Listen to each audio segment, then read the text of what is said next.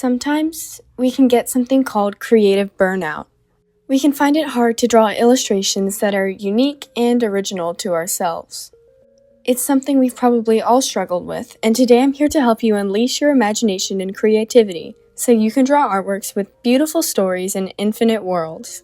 So this video is about how to draw from your imagination. And before you start, you need to find a way to break through the barriers between you and your full imaginative potential. And so I'll list some ways that work for me. One thing I do is I look at artists who are really good at using their creativity and imagination, and looking at their art can help get ideas flowing in your head. It can help you get inspired to draw new things. And another thing is also just to take a break from things that give you stress. That can mean taking some time off social media, or it could be other things too. To put on an imaginative mindset, you could ask yourself a bunch of what-if questions, or remind yourself that, when drawing, the rules of science and nature don't have to exist.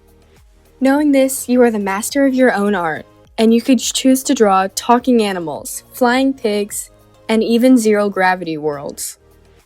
And it's important not to push yourself or set boundaries for yourself when drawing, because it can build walls around your imagination. It's important to not just think outside the box, but pretend that there is no box. A few other things that work for creativity is listening to music, reading stories, or watching movies that are thought-provoking or imaginative themselves. Like for this illustration, I listened to music and looked at some of my favorite artworks. Using that, I was mainly going on the thought of, what if this girl's hair was made of water? And so I used that thought to shape the rest of the illustration. I imagined the girl's hair flowing into a body of water of some kind. After that, I decided to draw stars and both the moon and the sun.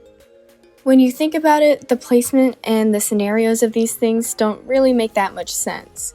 But that's what makes it creative. It's about imagining a world without those rules, and visually portraying it on the canvas.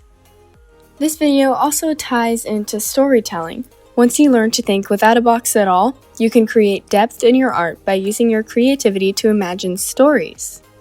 And of course, storytelling in your art can sometimes be really hard to master. So if you need some help with that, I've got a video with some really helpful tips for imagining stories and finding ways to incorporate them into your artworks. So if you're interested in that, just click the video at the top right of the screen.